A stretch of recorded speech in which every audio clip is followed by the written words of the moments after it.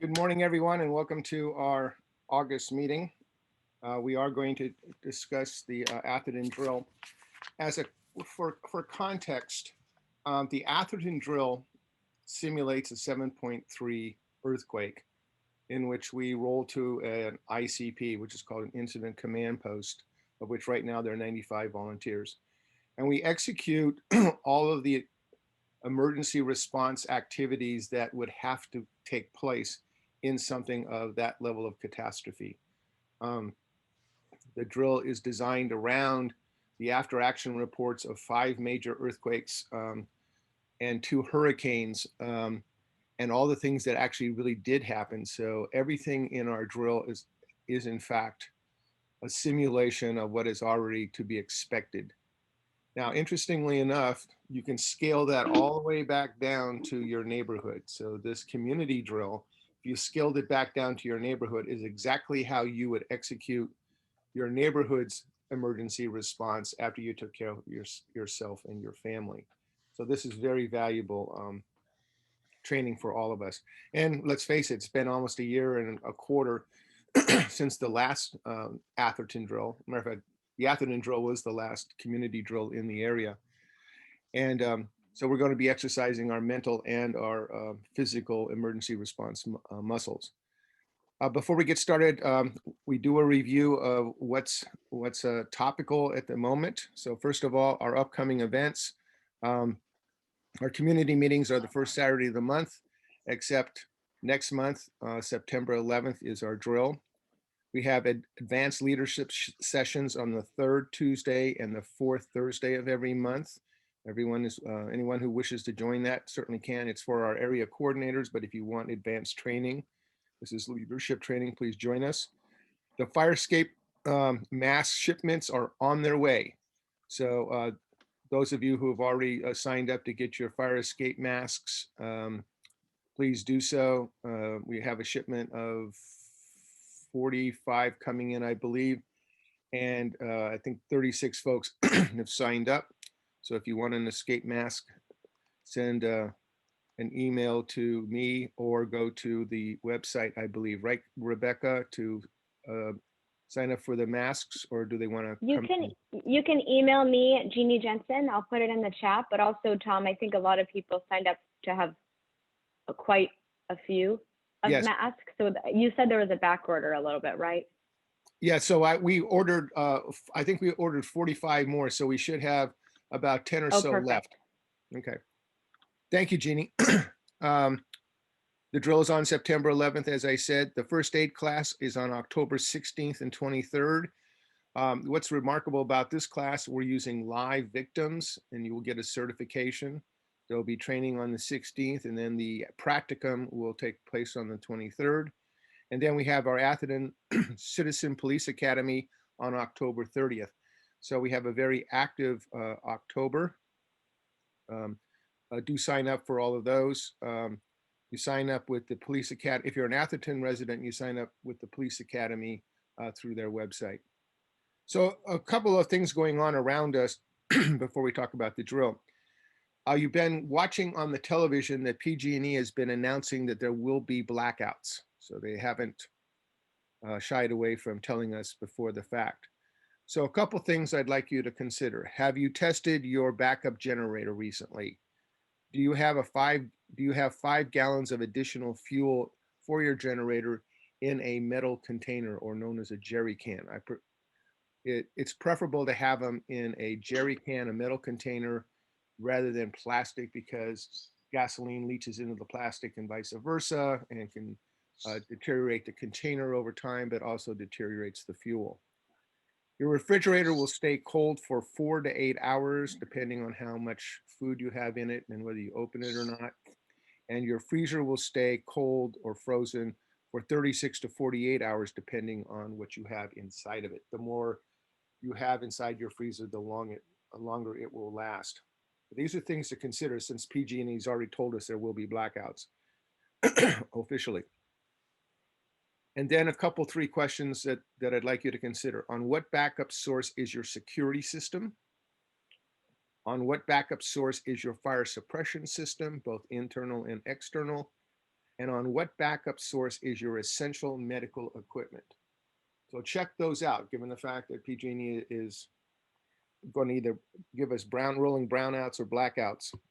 Make sure that you are adapted to that situation. Wildfire, drought, and health conditions. This morning I checked the purple air and we were at 8 o'clock and it was still only 17. But as you know, we have quite a number of fires going off in the north and air quality may in fact deteriorate.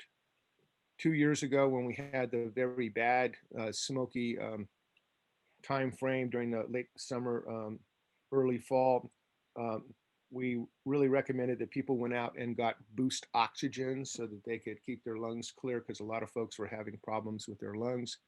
You can go to Swanson Health website or the Pharmaca website to get boost oxygen. Those are the best prices that I've been able to find. I would recommend getting the largest size you can. Then you also, if you're going to have masks, make sure you have a high level mask.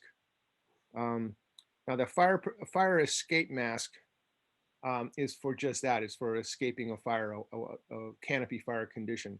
But that mask will give you breathable air for 30 minutes. But I don't think I would utilize that unless you really, really needed to. Sign up for the Purple Air application that will tell you for those of us here in Atherton, as well as South Bay, the conditions. Today, right now at 8 o'clock, it was still green. The Dixie fire is at 450,000 acres, and depending on what source you read, is either 28 to 35% contained. It's wiped out a couple of small towns, historic towns.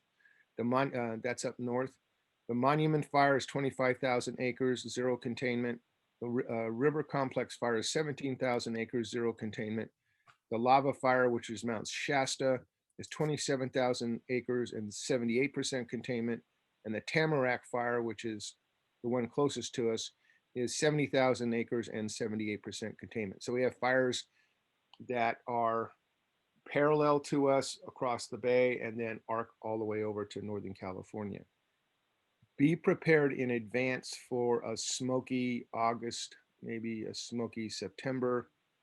Those of you who were affected by the fires 2 years ago, then I would definitely get boost oxygen to help the lungs out. In terms of wildfire, drought, and home protection, ensure that your property is fire safe as best you can.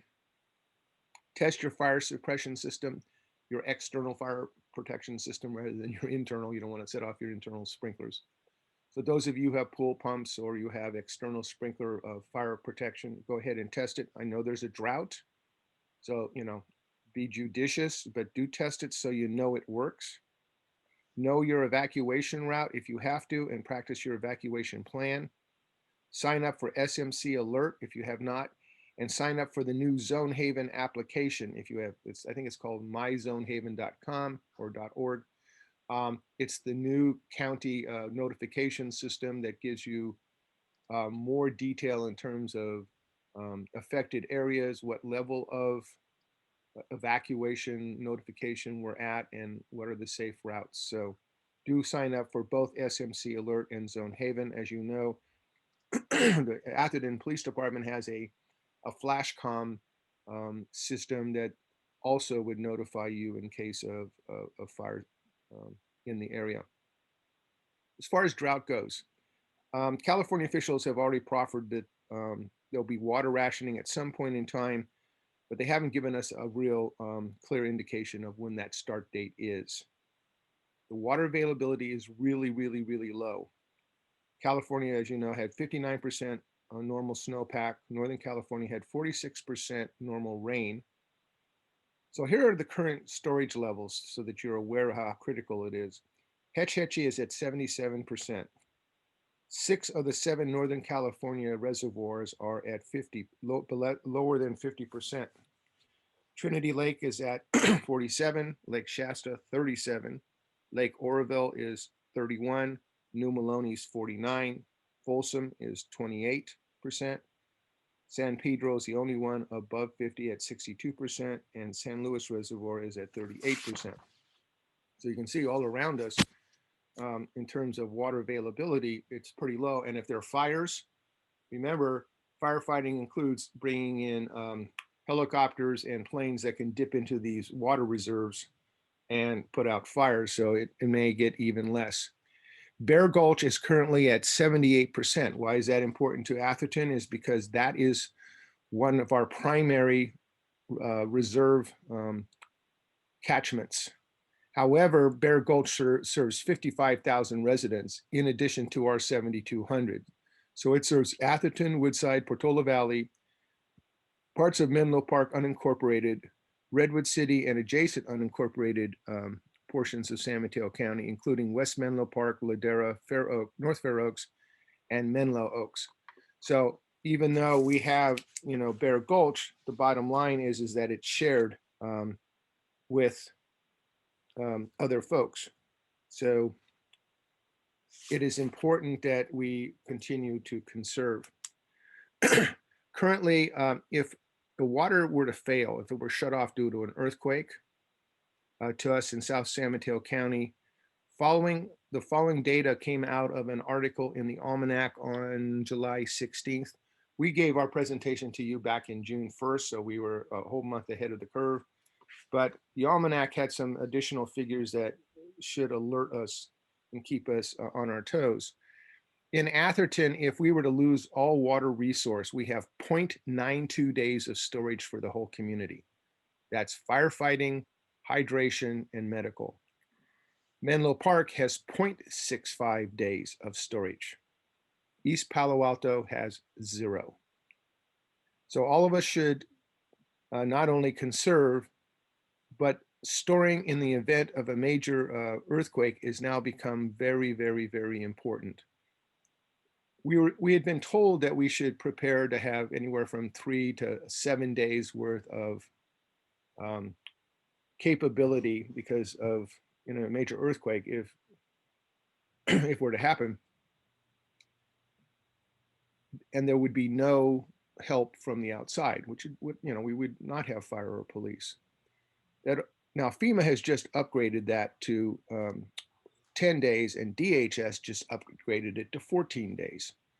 What that means is water storage is now even more necessary and more imperative than before. So conservation is important, but water storage now is really important. Remember that it's 1 gallon per day per person in an emergency. As a point of reference, the typical Atherton home uses 1 CCF of water per person per month, per the Cal Water reporting system. That's 748 gallons a month for one person in Atherton. That's the equivalent of 24.9 gallons a day. So in regular life in Atherton, an individual uses 24.9 gallons per day, and in a disaster, the requirement is 1 gallon per day. So you see the difference. So how are you going to store this? So I have 4 50-gallon drums as part of my water catchment system, which I am in fact rotating out, because when I did this about 12 years ago, I did not put spigots. I didn't have spigots at the bottom of my barrels, which makes it difficult to pump them out. So if you're going to get 50-gallon barrels, make sure you have spigots at the bottom. I'm rotating mine out. I have a Polymart 150. That's a brand, comes in different colors, so it blends in with the house. So that's 150 gallons with a very, very small footprint. And then to replace my 4 50-gallon drums, I've just purchased 100 gallons worth of 5-gallon stackable containers, and I'm going to replace my drums with that. The reason why I went to the 5 gallons is, it was pointed out to me, was besides the the hassle of having to pump water out manually in a disaster, is there was no real easy way to help my neighbors. So having 5-gallon stackable units means I can grab 5 gallons, hand it to a neighbor and say, go. And I know that at least they have 5 days of water for one person. If there are 2 people in the household, I can give them 10 gallons. And I know that my neighbor has enough water.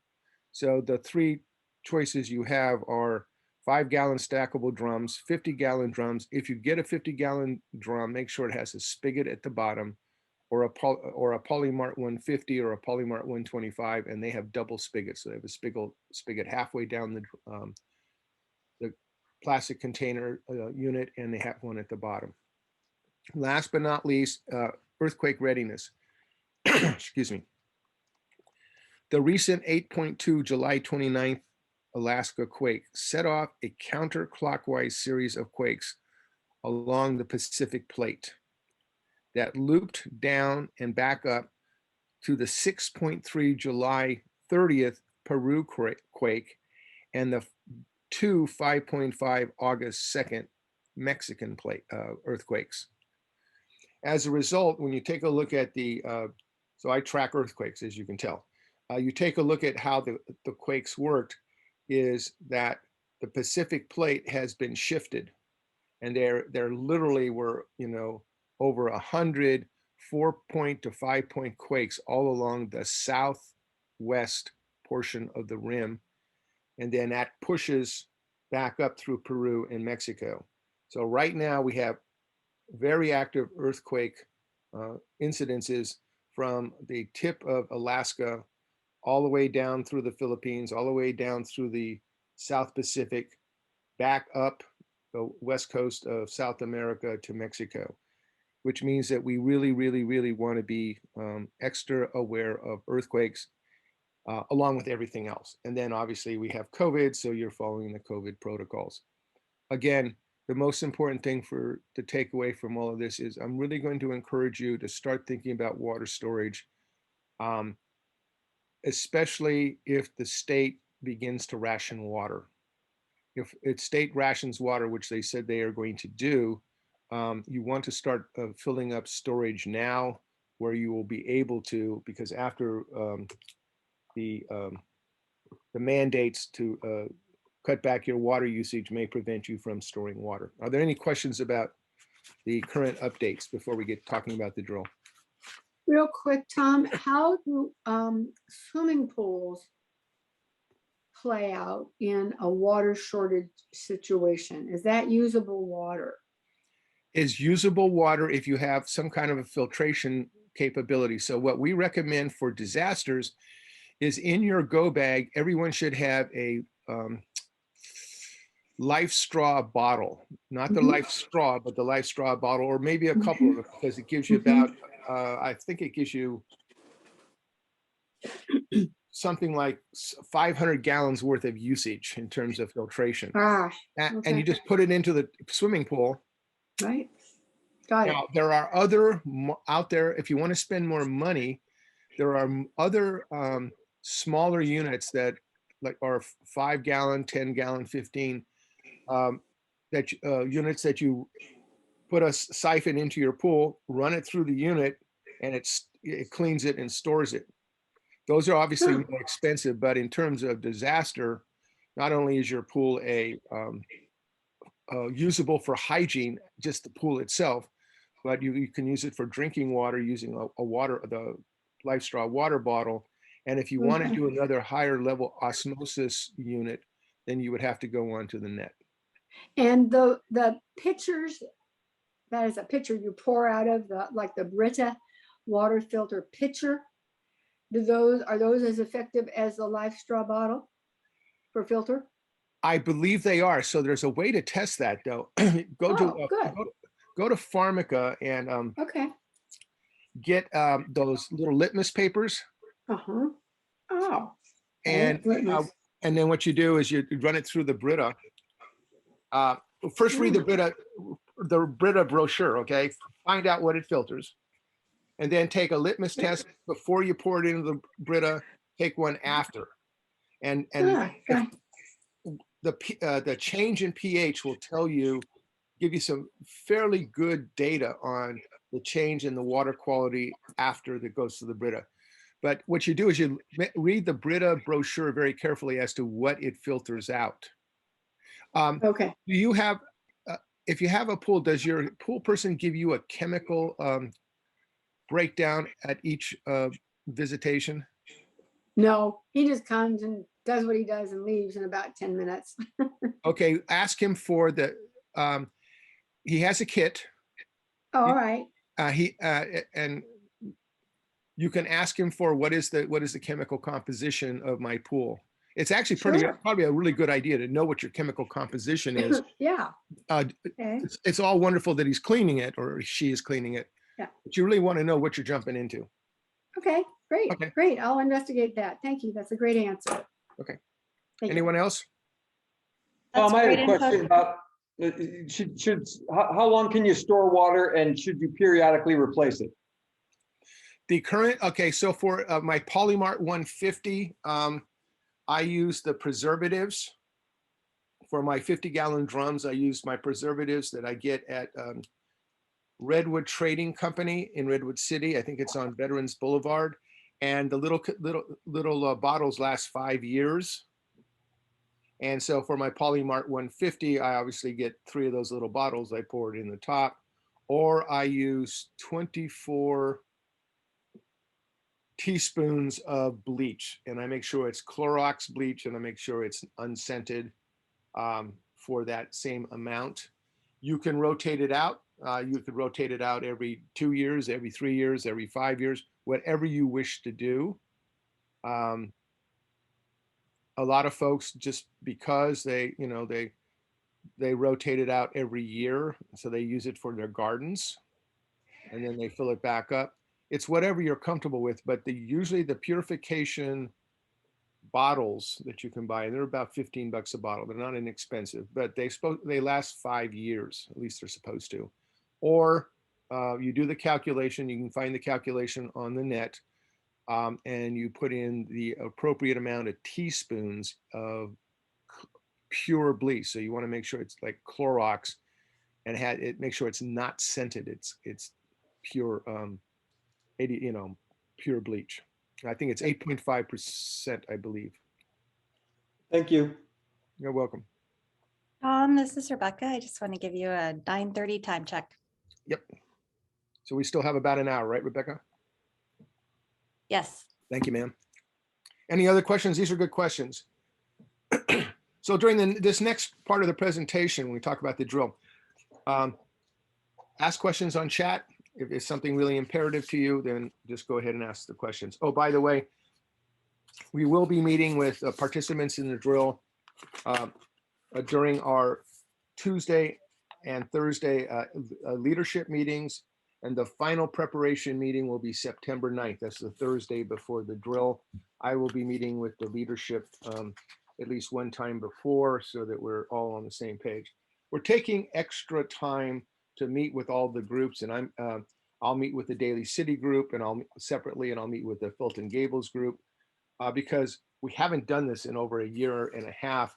So, we want to really have this be a fabulous drill, and our muscle memory and our mental memories are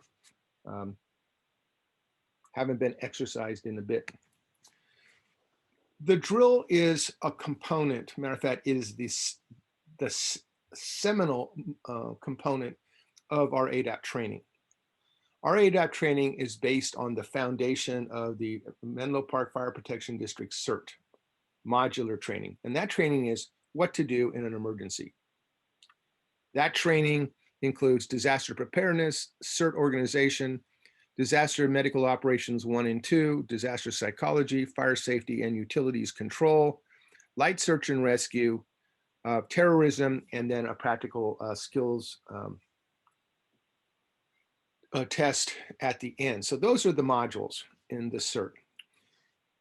And that is the scope of the fire district and FEMA DHS mission, is to train individuals on what to do for emergency response.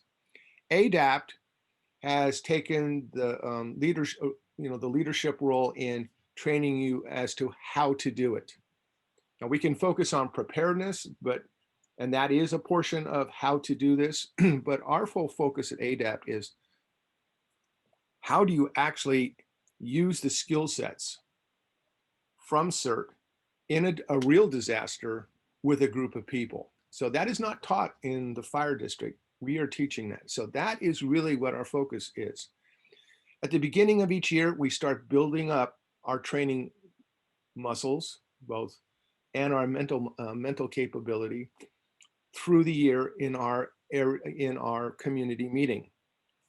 We are doing that to create consistency and strength, and we've done it for 7 years now.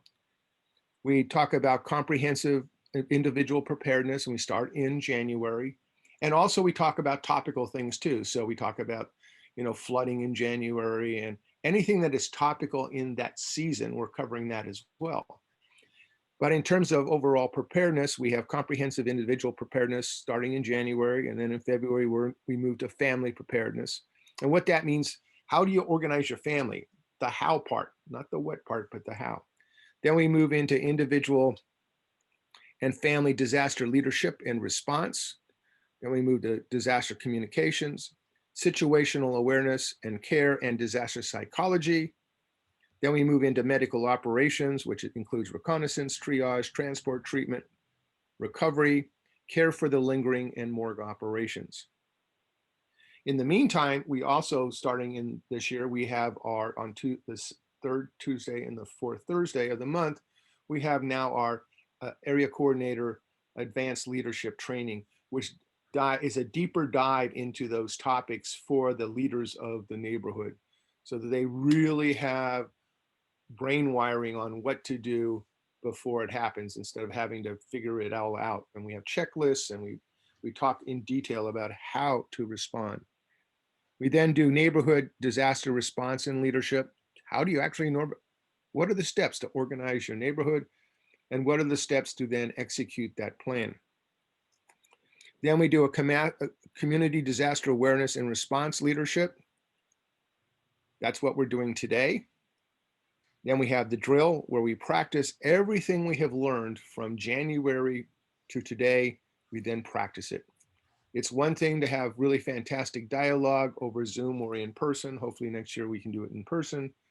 However, if you don't practice it, then the possibility of not being able to do it as effectively as you can is diminished.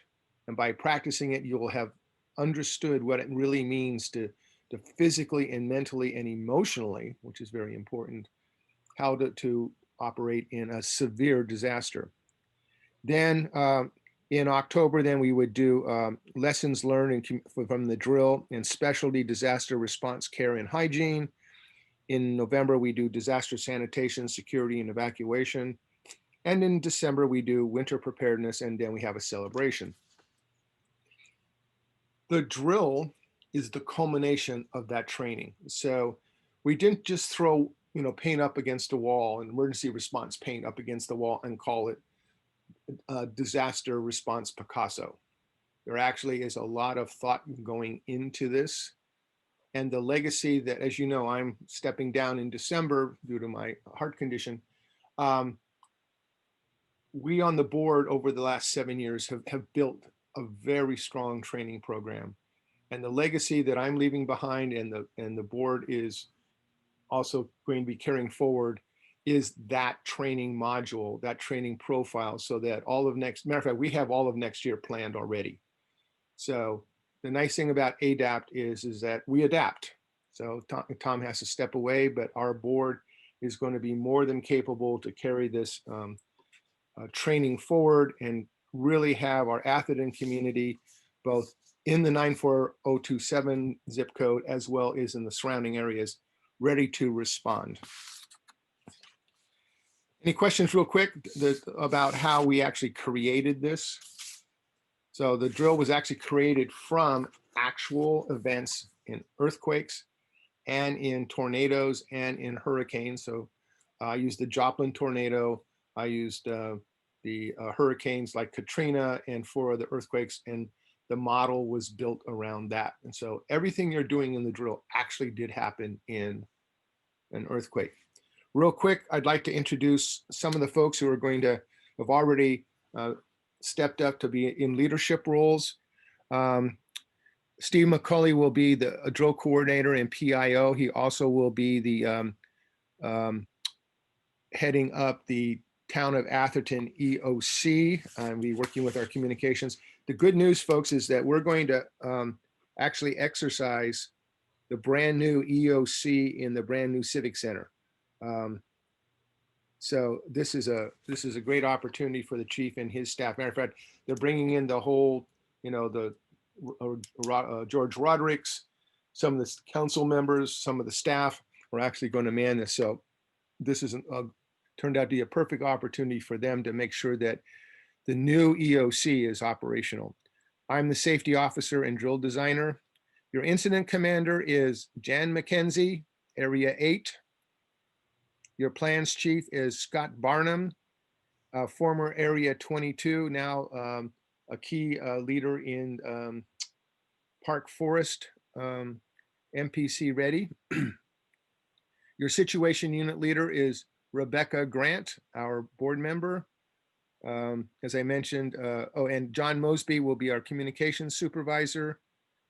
Our logistics chief is Jerry Lugers, and our two logistics coordinators are Wally Sleeth over in Lindenwood and Kurt Armbrust over in the Triangle area of Menlo Park. Volunteer management supervisor is Caroline Womack, who is with Redwood City CERT. Beth Bhatnagar is going to be our volunteer management assembly coordinator. Elizabeth Lewis too.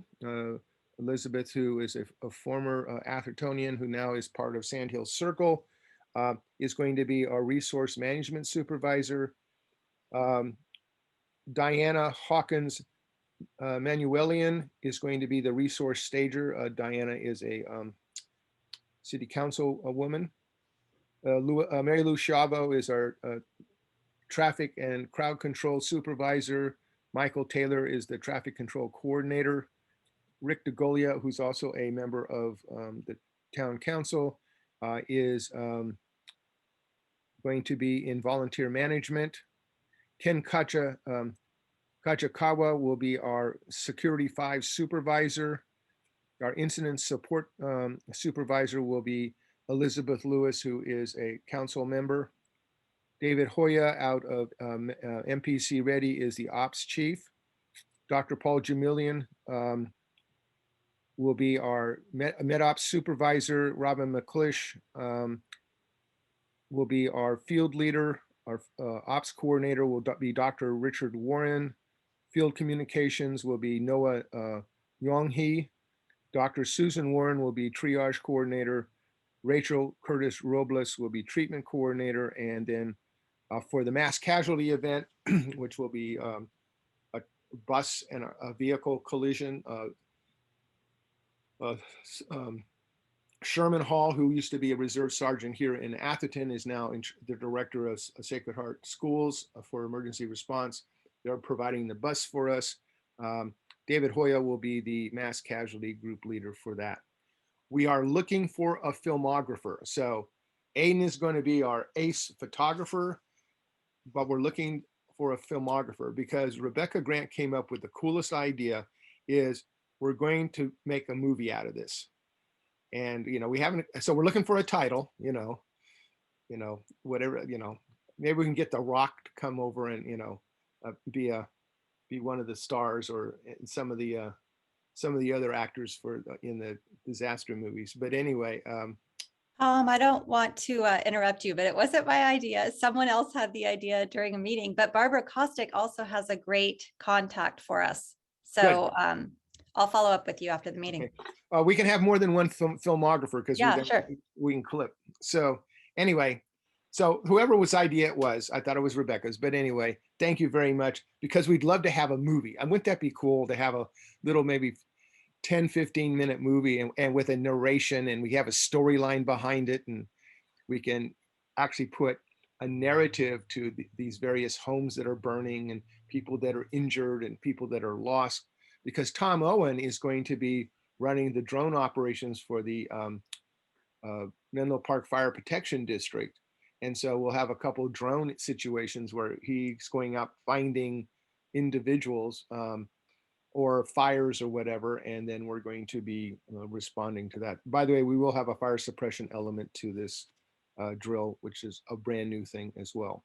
I've reached out to all the churches in the area to see if we can get some chaplains to join us too, because we've never had a chaplaincy in a drill, which as a minister myself, I believe that the spiritual aspect of a disaster where we are going to lose some of our residents and they'll go to their God, that having that element is important. So what does a drill look like? So that's the leadership.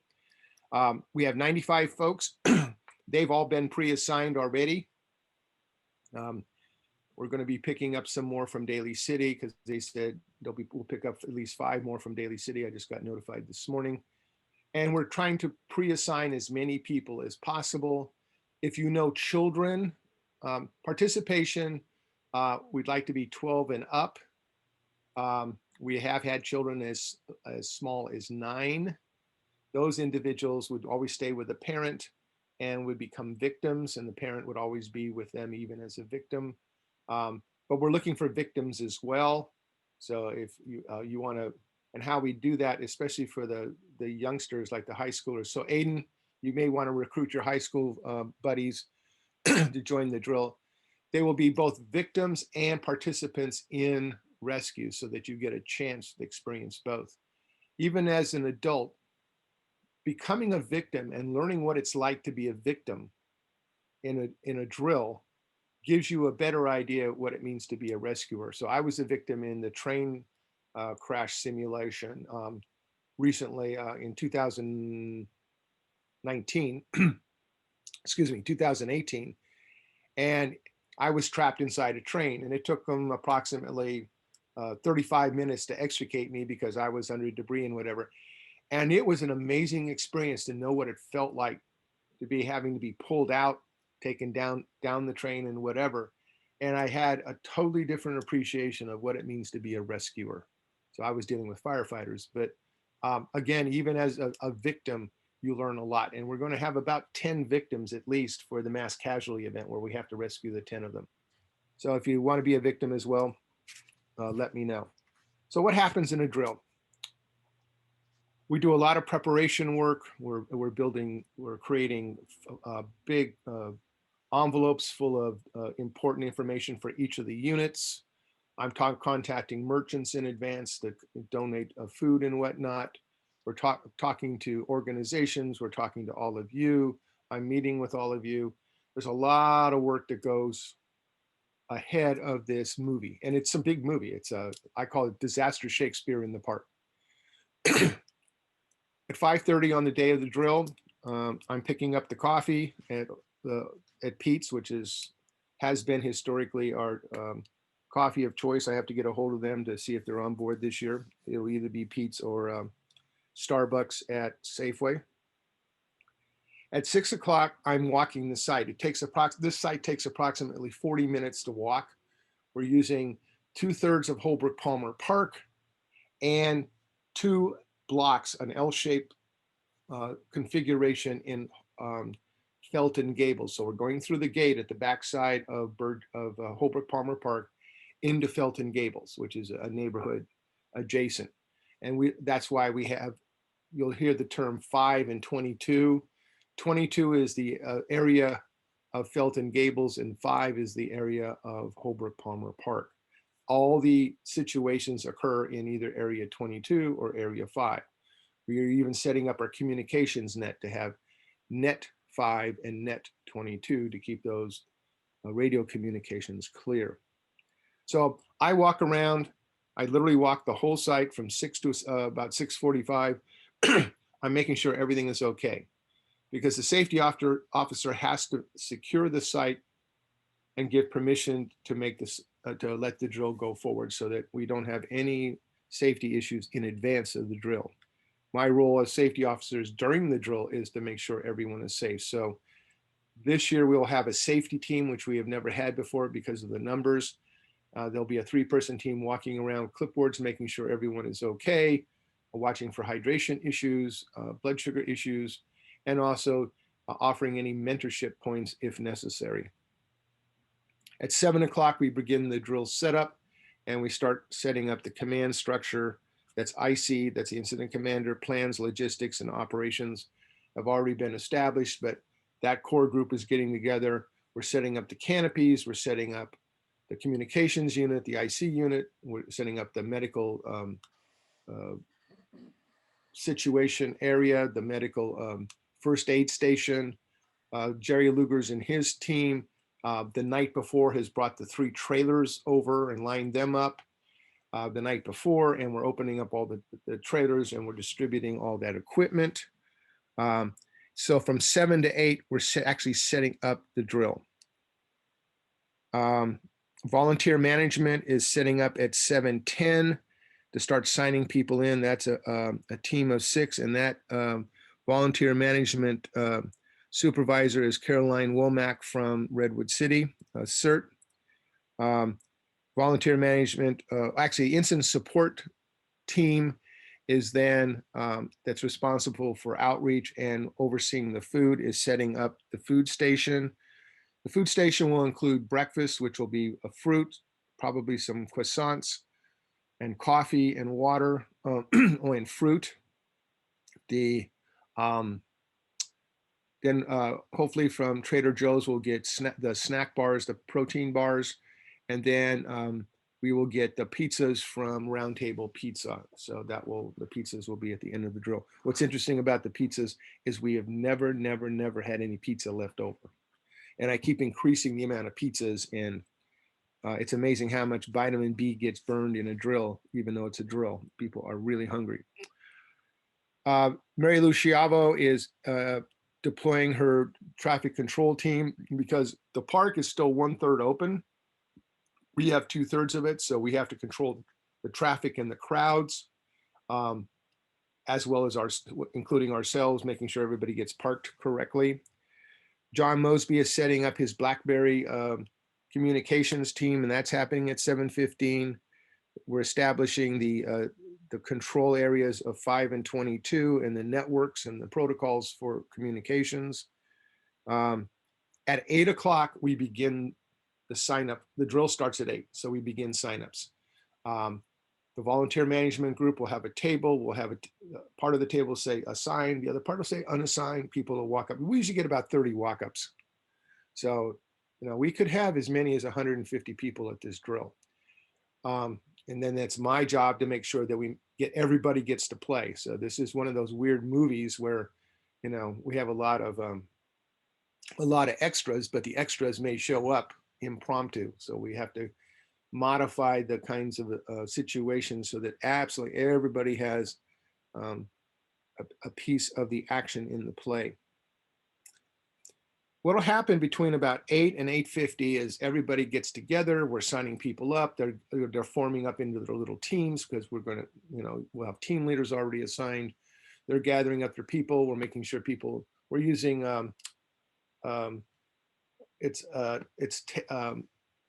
not duct tape. It's another type of tape. We're using tape.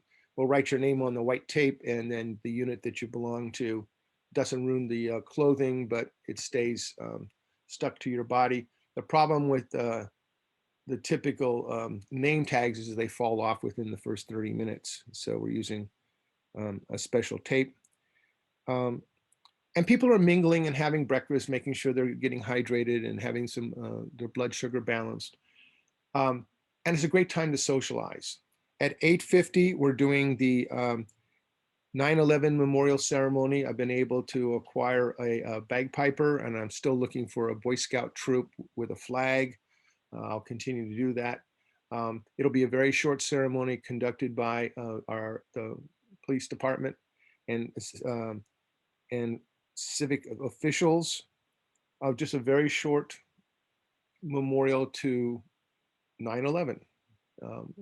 And this drill, in one sense, is a commemoration of that, where enormous number of emergency responders, police, fire, and EMTs died in those events, and as did our American citizens. What a great way to honor them by we as emergency responders moving into Holbrook Palmer Park to train for disaster to help our fellow citizens. So it's a tremendous thing we're doing on 9/11. At 8:55, the IC, Jan McKenzie starts, I hit the horn. We start the drill. She gives a briefing. I give a briefing. Actually, Chief McCulley will give a quick briefing saying, welcome. Then I will give a safety briefing, and then Jan McKenzie will tell you what happened. You know, she'll give you the scope of the disaster, how long we're to be on our own, what we have to deal with, and then you will start executing the drill. Reconnaissance teams will go out. There'll be 4 teams that go out. Now, from here on out, as you picture this drill going out to Holbrook Palmer Park and Felton Gables, think about your own neighborhood as well. This is exactly what you're going to do in your neighborhood. So you scale it back down. We're sending out 4 reconnaissance teams. There'll be, Alpha 5 and Bravo 5, Charlie 22 and Delta 22 recon teams will go to their respective areas, 22 and 5. So 5 is Holbrook Palmer Park, 22 is Felton Gables. 2 teams will go and they'll find out what's going on and they report back. Immediately, Paul Jamilian is sending out the first medical team, which is Echo 22 Med, as well as 5 Foxtrot 5 and Golf 5 rescue teams immediately. Even in a neighborhood, you send out your recon teams and you wait. You don't send out medical teams right away or rescue teams because you want to make sure the area is safe. That's why you send out recon teams, because in a real disaster, recon team may tell you to come back and we have to evacuate rather than stay. So about 30 minutes in, at 9:30, then we're deploying, actually at 9:45, we're deploying our first medical teams to triage in field and transport immediately the folks who are injured. Now we use a different protocol than is normal because we do not have medical capability beyond our first aid station for 3 days. We are immediately bringing people right away. We're not triaging them and then having another team come out to transport them. We're doing triage transport immediately. What will be different in this drill, a number of the situations will have Ziploc bags with equipment in it to where you will in fact treat the individual. In previous drills, we used a drill magic, which means that if someone had a broken arm or a dislocated shoulder or had a puncture wound, we said, in the script, it says you treated it a certain way and we assumed it was treated that way. Well, this time we're actually going to have bandages. We're going to have Curlix, which is wrapping tape. We will have the Amazon, we'll use the fire mask,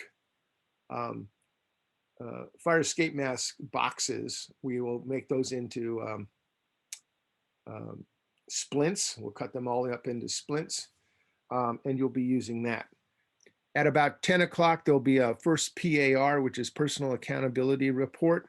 That's just to make sure that we haven't lost anybody, because we actually lost somebody in a previous, at Stanford, we actually lost 2 people in a drill and actually had to send out a team just to find them.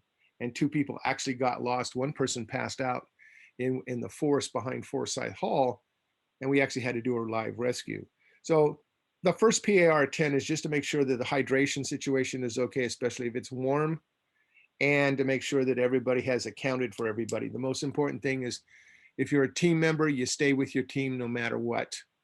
Obviously, you do the bathroom break if you have to, but team leaders, you have to keep your teams together. We'll have our first inject, which will be lost children. Then we'll have another inject, which will be the A.P.T briefing. And then we will have then a third inject, which will be an intruder looter situation, which will use the drone. And this will be a situation where the police department gets to activate. And then last inject will be a fire, which the drone will report, and we'll send out our fire teams. At 10:30 or so, 10:40, both Fire 5 and Fire 22 teams will deploy. Now you notice that there's Fire 5 and Fire 22. Those means that one is assigned to Holbrook Palmer Park. That's Fire 5. Fire 22 is assigned to Felton Gables. And those are the call signs we're using. At 11 o'clock, we then have our next PAR, which is the final one of the day, where everyone is, in fact, all the team leaders are making sure that everyone is hydrated. The reason being is right in the middle of that hydration, in the middle of that PAR, we get a report that a bus has crashed into a car. We have multiple injuries in a vehicle. The bus, the rear of the bus may be on fire. And we have casualties around the vehicle because evidently a number of citizens have been injured around the vehicle. And then we will execute the mass casualty event. David Hoya will be the mass casualty group leader. He'll step down from operations and he has to organize all of that. One thing I did mention, there'll be a security team that we established early on that will be walking the perimeter. That security team immediately goes in, secures the area. The fire suppression team goes in, puts out the fire. The recon triage team goes in and triages everything and reports back. And then we send all 8 or 9 of our rescue teams in. We're going to send all the rescue teams in to extricate people out of vehicles. First, to remove all the people around the vehicles, and then to extricate all the people in the vehicles. We anticipate 4 people in the car and 6 to 8 people in the bus. And Sherman Hall of Sacred Heart Schools is providing the bus for us. And that is the culmination of the drill. So we're doing this very intense activity after you've been doing almost 2 hours of intense activity. And that's because we're building our confidence and our strength, and we're dealing with all the issues of actually going through a real event. So even though it's not real, it is a real simulation, and you're dealing with all of the mental, emotional, and physical aspects of that. And then you have to deal with something more. And we take a break first to make sure everybody's in a good place, and then we go do it. The reason why we're doing this mass casualty at the end is so that you have had experience in the first 2 hours of dealing with issues and solving problems. The nice thing about this drill, it's not an exercise, it's not a test. So we're making mistakes and we're learning from our mistakes and we're solving problems. Then what has to happen, and you're doing it as a team of 6. Okay, all of our teams are teams of 6. Now you're going to have multiple teams of 6 converging on an area and having to work together as teams of 6. So we have a very gradual development of learning how to communicate among 6 of you, and then the 6 of you learning how to communicate with 7 or 8 other teams of 6. So we're developing that communication muscle in advance so that when you're in your neighborhood or you're in a larger group, you will already know how to keep yourself centered and calm in the middle of all that chaos and be able to have very effective self-directed communication between yourselves. At 12:05, as soon as the last person is removed from the incident area, the drill ends. Then we do a group photo, which will be about 12:10. We do what the fire department calls a hot wash at 12:15, which is we review. Everybody sits down, takes a breather. The pizzas are being delivered, and we talk about what we experienced, what we learned, what mistakes we made, how can we do better, da-da-da-da-da. That is being tabulated. We'll have 2 or 3 people. Matter of fact, my safety team will be taking notes because that'll be part of our after action report. That after action report gets forwarded to the chief and the city council in a presentation and hopefully a movie.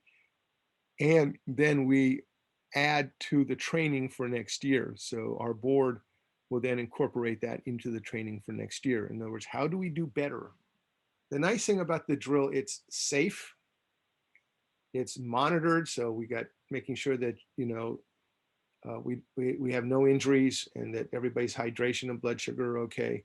And it's a comfortable environment to make mistakes. It's okay to make mistakes because you learn. It's an environment where no one is going to die and injuries are not going to become more severe. And by learning that, then when it really happens, your mind memory and your muscle memory will be really in a good place to calm that initial emotional adrenaline rush so that you can be effective for you, your family, and your neighborhood. Because the purpose of the drill is to take this back to your neighborhood. Then we'll have pizzas and decompressing, and then at 12:45, and then from 12:45 until whenever, we will take the entire drill down. We will put the pavilion, because we'll be at the pavilion, we'll put the pavilion back the way we found it. We'll start putting the trailers back. We'll put all the equipment back in its place. We'll take down the medical unit, and everyone will go home and think about what happened during the day. Most people go home and, flop on the bed and relax. My relaxation, I'm going to hit the swimming pool and decompress that way. Everybody will decompress.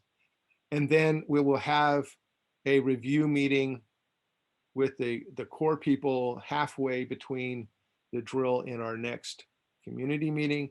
And then the next community meeting, the first half of which we will all share our experiences.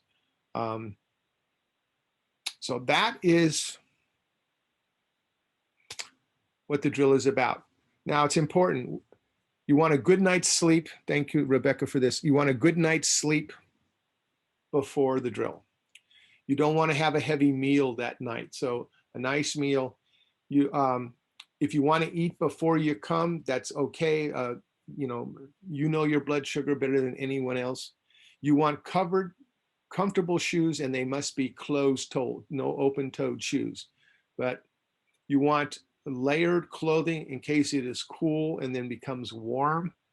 If you have your CERT go bags, bring those. If you have vests, bring those. And what we're doing different this year is really cool, is we're going to have we're going to provide all the participants with a set of skills review videos. Because we haven't done anything in a year and a quarter, there'll be a set of 3 videos that we will send out to you. They're all YouTube URLs that cover light search and rescue, firefighting, triage, and medical operations. So that you can and they're all short videos. They're only about 5 or 6 minutes. But you go through all the videos, and that way, when you come to the drill, you're going to have, by the way, they're all CERT certified videos. So they're all of the CERT variety. You're going to have a level of confidence because you will have been familiarized. This is something brand new this year, along with, actually doing live treatment, hopefully have some chaplains, and having a fire suppression, which are 3 new elements this year. We're going to have this skills review video so that you, in fact, can feel kind of comfortable about, okay, this is what I'm going to need to be doing. There'll be lots of problem solving. All of you will be working with people who are very experienced, some experienced and little experienced, or no experienced at all, which is how it's really going to happen in real life. The whole purpose of the drill is to give you both a physical, emotional, and intellectual experience of what would really happen, so that after you're done in the day, you can go home and go, I'm relatively knowing where I need to improve my skill sets, what I need to improve my, my preparation at home, and I can share that with my family or share it with your neighbors. By doing that, each of you, whether you're in 94027 or you're in other jurisdictions, you now have certainty that if 7-3 hits, you know what to do, and you know how to prepare in addition. So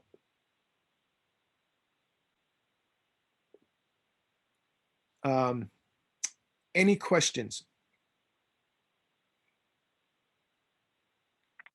Tom, unrelated to the drill, while people still figure out what their questions are, Connie asked about locations or stores to buy those stackable 5-gallon water storage containers you had mentioned. Oh, let's see. I don't have it off the top of my head.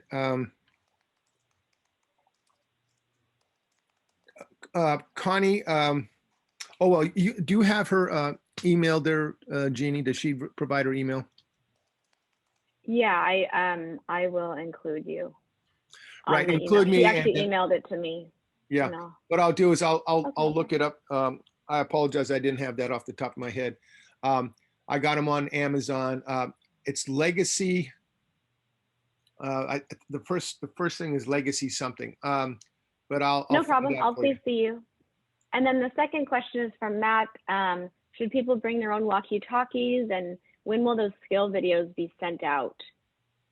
Yes, everyone should bring their walkie-talkies, their FRS and their ham radios, because we want to be able to exercise that fully. Because as I said, our communications unit is going to be, you're going to be communicating to our communications unit, who's going to be communicating with the Town of Atherton EOC that is actually going to be ramped up by the chief. And then that's going to be coordinated with the fire district and quite possibly with the drone operations with Injex, with Tom Owen running the fire district's drone operations. So bring all your equipment, radio equipment, your vests. You want your helmets. What else? Anything that's part of your CERT Go bag. And Amy, would you email me? And are you still at Menlo? Yes, I am. So email me, because I'd like to talk to you about participation of your fellow classmates in the drill. So Cool, welcome, absolutely. welcome. And make sure you sign up for the drill too.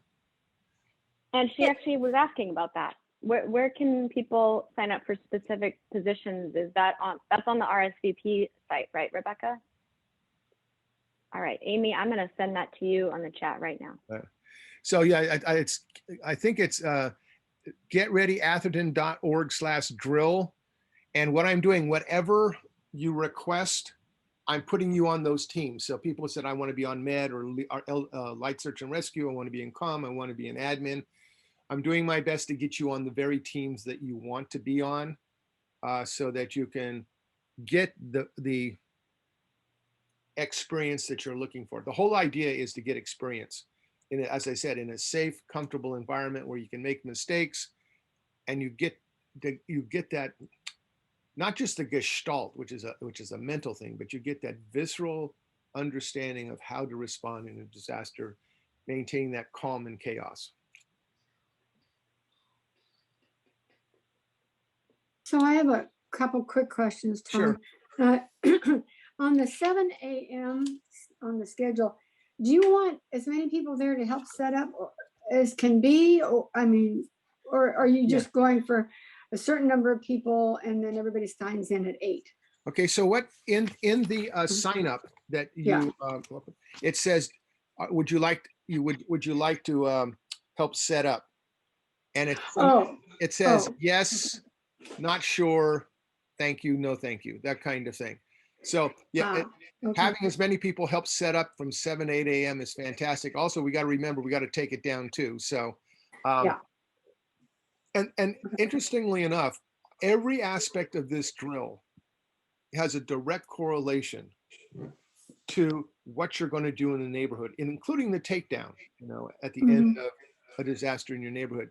So nothing is wasted in this drill, because this drill literally scales back to how you're going to respond in your neighborhood, which is why we're training the way we are, is so that this is not to do a community-wide response necessarily. This is for you to be able to have your 20 or 30 homes in your neighborhood be able to do a very good job for 3 to 14 days, however it happens to be.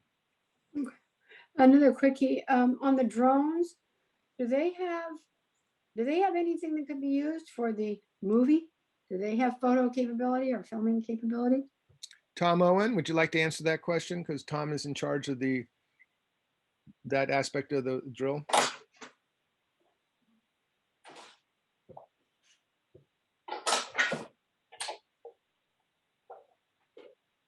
You're muted, Tom. Oh, there you go. Video mute. I'm sorry, could you repeat the question? Sure. My question was, I understand there are going to be some drones that day of the drill. And do the drones have photography or filming capability? Yes, they do. So that could be incorporated with the hopeful filmmaking that's going to happen? Yeah, absolutely. So we're It's- happy to, It's not take some confidential recordings information. and, yeah, and provide them for that. Thank you. That's all. Uh-huh. Thank you. One of the things we will do too is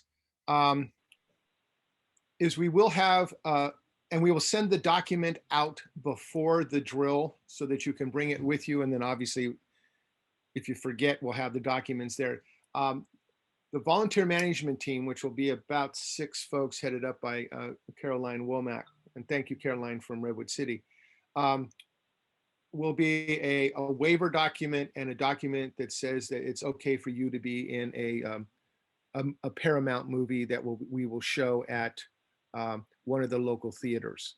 So unfortunately, there will be no residuals, so it'll be a freebie. But what I'm hoping to do is we'll actually have it in a movie format, and this is where Tom's Drones will come in too. It'll be like right out of those movies like Quake or whatever the one that The Rock was in. I forget what that one was, or 2020. And then have all the actors. And so we'll have this scroll of all the actors. Maybe, long time ago, far, far away, there was a 7.3 earthquake in Atherton, and then have a showing, maybe this little 15, 20-minute movie. We'll get together at the pavilion, we'll have popcorn, and we can, have a good time. Part of this too is if you make this fun and make this really an experience, and you bring your family so their family can see that you starred in a movie, the more, Yeah. You may say that's awful frivolous, but interestingly enough, it impacts you. It creates a memory implant. And the more things you do in terms of emergency response, I always thought that those are the kinds of things we need to do in terms of the emergency response community to help people remember, is we make these things memorable and make them fun, as well as, obviously serious. But yes, we're looking to have a movie production. So yeah, So this is those our of you who chance want to be gain- on the, Amy, if you know any folks at school who want to be on the production team to put the movie together, we'll get Yeah, I you can and Aiden. definitely ask around. Yeah, you and Aiden, we can call upon you on that. There's sir. another resource that I just thought of, Ricus Center. They like to do filming stuff, Ricus Center. Would you, Sure you do. would you make that contact for us and reach out? Yeah. Thank you. Oh, you mean text it to you? Well, give me the information, but I want you to reach out to them as You well. want me to do it? Sure. Yeah. Thank you. This is William, our you ha- chance to be stars, Yes. to be Y'all noticed get- by y'all be- Talent Scout. Yeah. The thing is that if it's on your bucket list to be in a movie, you'll actually get to be in a movie. William, I think you had a question. William Rosenberg. Oh, okay. No. Okay. Other folks, questions? If I do get in touch with someone, Tom, excuse me again, do you want me to refer them to you? Yes, please. And okay. copy Rebecca. You bet. Okay, thanks. That way we can then coordinate with Aiden and Amy and anybody else who's involved in the movie production of this thing.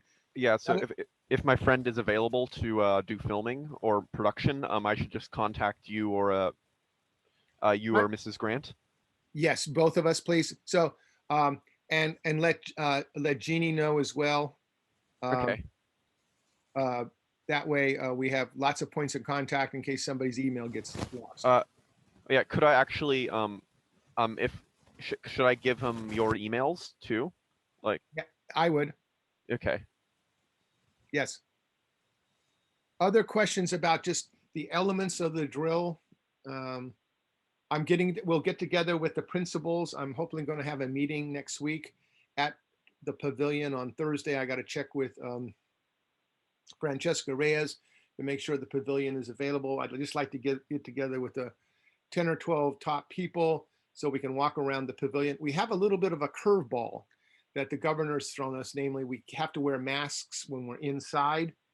So our setup at the pavilion is half inside and half outside. So we may actually have to set up predominantly outside so we can be mask free. Obviously, if you want to wear a mask, you certainly can. So I'm gonna let the team make that decision about how we reassess the current layout we're using.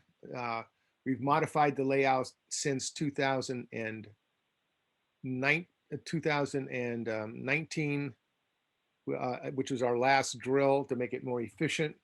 But we want to talk about the whole issue of masks. If the governor, so we're in, it's a weird thing. We're in kind of yellow green. So we're in green, but we have to wear masks inside. So that's kind of a yellow green. If we go to orange, which would be, the governor says we can't have, we can only have limited indoor participation and everyone has to wear masks outside. We will make the evaluation whether to continue with the drill as it is currently formed. I'll bring the team together. We'll do a Zoom meeting. Everybody will get a chance to input. We'll make a decision as a group. It won't be just Tom saying yes, no, or maybe. I want to get the full buy-in of as many of the 95 who've already signed up. We already know we get 5 more. So there's 100 people right now.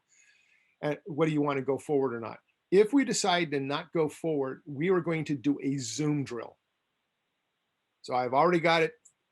I already have a totally separate production model to do a totally Zoom drill that everybody will communicate via Zoom to the pavilion, and we will simulate and there'll still be a communication between our communications unit and the town of Atherton EOC. It'll still be brought up, and we'll do everything through a Zoom net.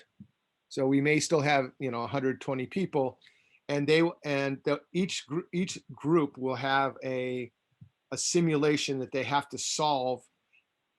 They go out, they solve it, and they come back in 15 minutes and they communicate back, and we will have an entire Zoom net set up as well as a radio net. So I've already worked this out in my head.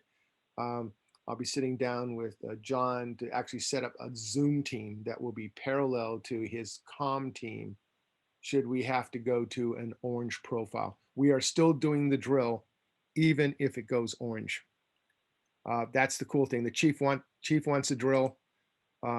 He recognizes that an earthquake could happen given the earthquake activity as I outlined before on the Pacific Rim. Earthquakes don't care about COVID. They're going to say, do it. And we want to be prepared. Other questions? Let's see. So again, the new things in this drill, hopefully we'll have chaplains. We will actually be treating people with bandages and splints and wraps. We'll have a fire suppression. So we're going to do it old school. We'll have 2 large cardboard sections that'll have flames on it. And then someone will flip the cardboard up and the back of the bus will catch on fire. And then we'll get either via the drone communications that Tom Owen is coordinating because he's oversight, looking at the bus car accident, or by ground communications. We will then send in the security team first, reconnaissance team second, fire suppression team third, and then triage transport teams fourth. And what will happen is our Fire 5 and Fire 22, the 2 section teams will go in with real fire extinguishers. They will put out the fire, and how we successfully squelch the fire is we just flop the cardboard down, and then the fire's out.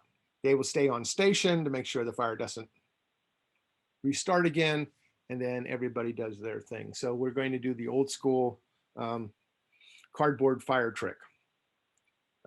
So that ought to be fun. Anybody? Oh yeah, Aiden and Amy, if you want to help us with making 2 large cardboard simulated fires that we can put together. We can talk offline about that too. So Tom, just to clarify, the bus isn't actually on fire, right? Well, we could, I suppose, and make it really real. No, no, Making sure. yeah, no, no. They're gonna green screen in the towering inferno on those. Well, Yeah, that would be I know someone that can do that. really. Yeah, my friend, I think he could just edit in Fire if you really want to. Okay, let's Yeah, talk why about not? that. That would be really cool to actually have a fire. This would really make the movie really good because we'll be able to, with Tom's footage and be able to and then filming Tom's drone activities, so that becomes part of the drill, and and the M-Star and all that. This movie could be just totally a hoot and a half. But if you could do a green screen, or we have a fairly realistic large cardboard mock-up of fire, that would be fun too. Let's put a disclaimer in there. No children were burned in the filming of this. Oh yeah, would that be funny? At the beginning of the movie. You can see where my imagination goes, because this should be, I mean, it's a serious event and we're doing a lot of learning, and it also should be a whole lot of fun. Yes, by the way, you're going to go home emotionally, physically, and intellectually exhausted. Understand that. But you will have had something that is very meaningful to you. And then if we are able to memorialize it in a fun movie where we can do a showing with popcorn and almond joy at or raisinets at the pavilion, I think that would be fun. And Paul Jamilian is going to be heading up to, hi, Dr. Paul, our medical unit. Doctor, did you were able to contact those 2 other doctors that showed up at National Night Out?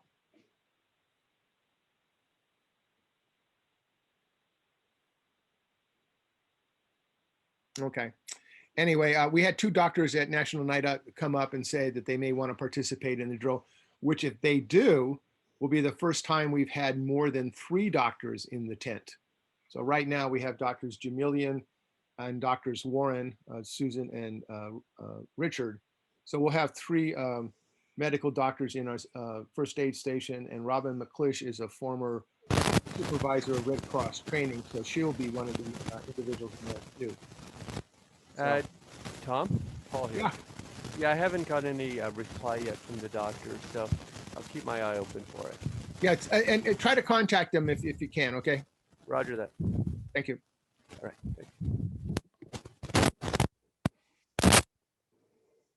Tom, do you have anything you want to share with the group about this from your perspective and from the district's perspective? Nothing in particular. I think you've got so much detail moment by moment for this, which is fantastic. I think everyone has a much better understanding of what to expect morning of. As you touched on, September 11th is a big day in our country, and it's a bigger day inside of the public service side of the house. So we really want to make sure that we appropriately honor that as we kick things off. A lot of skills, lots to do, lots of roles. So as Tom Pressing mentioned, come prepared to be overwhelmed and pitch in. And from all of that is the learning experience that we take away from that. And the hope for me is that we all sort of get involved in something that stretches us a little bit, and that might be the thing that should the day arrive, when you're at home, you can draw on that experience, if nothing else, just to make your own situation with yourself and your family a little more comfortable, a little safer, or whatnot. From a district perspective, they're anxious to support this. They've assigned me and the van to come out, and we'll put some drones in the air and see what we can come up with from that. And certainly we'll press record and share the footage. It's always fun. And Aiden, I think I need to talk to you about getting your pilot's license so that I can get you on the sticks of one of these things and get some better footage. Other than that, I'm available for questions. Feel free to reach out to me directly if there's something that I can be a help with on this, but I think Commander Pressing's got this thing under control. Amy, you had your hand up. Thank you, Tom. Oh, I was just joking. It's like, I can get my pilot's license too. Let's do it. Okay, so you got 2, Tom. You got 2 volunteers. All right. Yeah.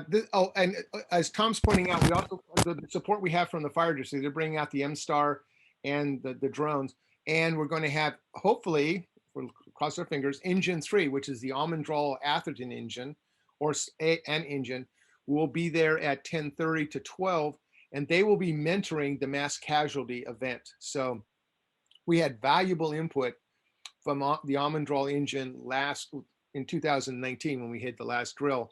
And we've incorporated all of their suggestions into the new mass casualty event based on the input we got from the captain at the time. So we will have one of the engines there giving us mentoring because it's to their benefit that we do it correctly. And we want to follow the best practices that they'll be able to offer us. Yeah, just to footnote that and to manage expectations. We've put in for that, and it's running around the command staff. I was just opening up a laptop to see if it's made the master calendar yet. The potential conflict is that it is fire season, as we're all unfortunately too well aware. We've put together, I think, 2 strike teams. So the district has got a staffing, deficit this season, and we'll see where we are in September. But if they can spare an engine, either 3 here on Almondral or 5 or wherever it comes from, then they'd happily send that if it works. Mhm. But Yeah, they're busy. Yeah. Very busy.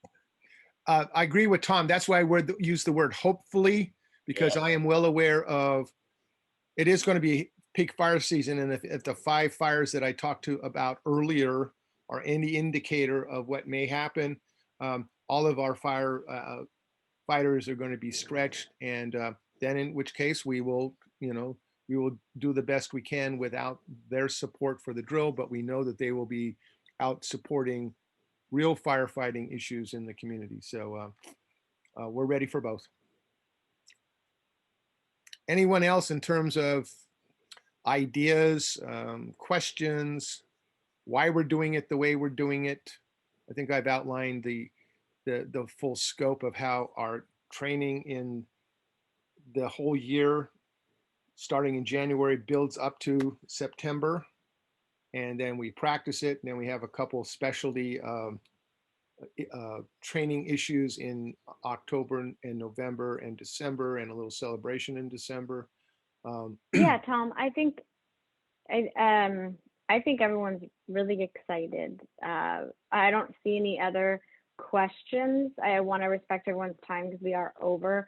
I can make you the host if people want to stay on, but I want to, if it's okay with you, officially close this meeting for anyone who needs to go. But we are excited to see you all on September 11th, early in the morning, and it'll be a blast. Mm-hmm. Go ahead and make me host, Jeannie, and close the meeting, and I'll stay over for the after party. Sounds good. If we're using the movie analogy, we'll have an after party.